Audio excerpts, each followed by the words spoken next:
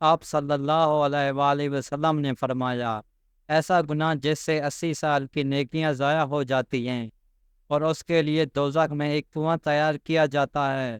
مکمل تفصیلات جاننے کے لیے ویڈیو کو آخر تک ضرور دیکھیے گا۔ زمین کب روتی ہے؟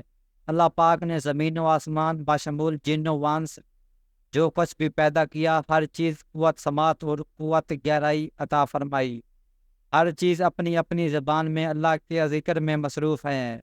ایسی تمام چیزیں جو اللہ پاک نے پیدا کی، جب ان کو کوئی چیز عطا کرتا ہے تو وہ اس پر شکر ادا کرتی ہیں، اور جب ان کو کوئی تکلیف پہنچتی ہے تو وہ اس کا اظہار بھی کرتی ہیں۔ لیکن یہ اور بات ہے کہ اللہ نے ایسی آوازوں کو جن و انس سے پوشیدہ رکھا ہے۔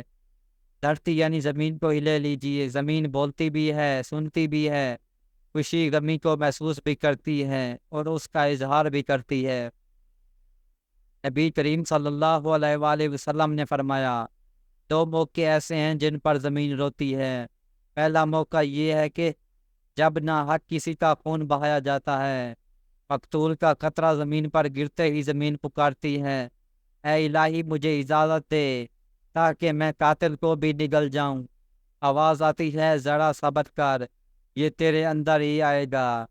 دوسرا موقع یہ ہے جب زانی زناکار ارتکاب کرنے کے بعد غسل کرتا ہے تو پانی کا پہلا قطرہ جب زمین پر گرتا ہے تو زمین زار و قطار ہوتی ہے، الہی مجھے اجازت دے تاکہ میں اسے نگل لوں۔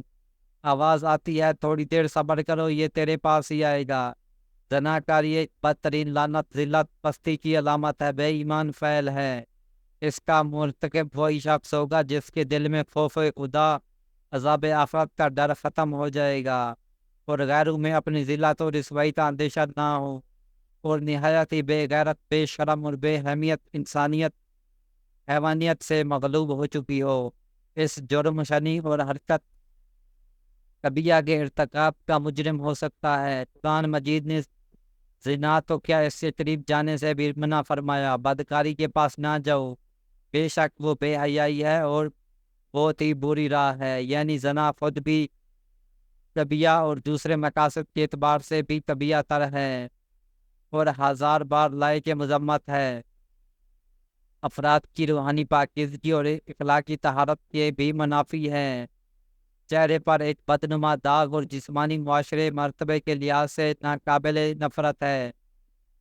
حضرت ابو ہریرہ رضی اللہ تعالیٰ عنہ سے روایت ہے کہ حضور اقدس صلی اللہ علیہ وآلہ وسلم نے ارشاد فرمایا، جو عورت کسی قوم میں اس کو داخل کر دے جو اس قوم سے نہ ہو، یعنی زنا کرایا اور اسے اولاد ہوئی، تو اللہ عز و جل کی رحمت کا حصہ نہیں ملے گا اور اللہ تعالیٰ اسے جنت میں داخل نہ فرمائے گا۔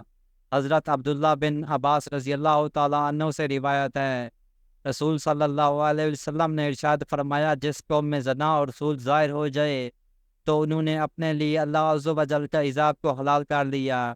حضرت عمر بن رضی اللہ تعالیٰ عنہ سے روایت ہے کہ نبی اکرم صلی اللہ علیہ وسلم نے فرمایا، جس قوم میں زنا ظاہر ہوگا وہ قحط میں گرفتار ہوگی، اور جس قوم میں رشوت کا ظہور ہوگا وہ روم میں گرفتار ہوگی۔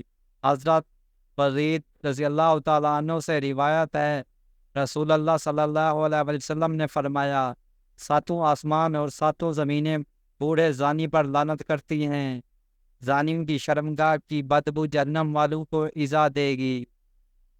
نبی کریم صلی اللہ علیہ وسلم نے زنا سے 6 باتیں ظہور پذیر ہوتی ہیں، 3 دنیا میں، 3 آخرت میں۔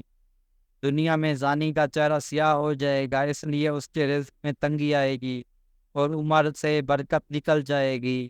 آخرت میں اللہ تعالیٰ کی ناراضگی میں گرفتار ہوگا، حساب میں سختی دکھے گی، عرصہ دراز تک دوزخ میں رہے گا، بشرط کہ ایماندار ہو، ورنہ ہمیشہ اس کا ٹھکانہ دوزخ ہوگا۔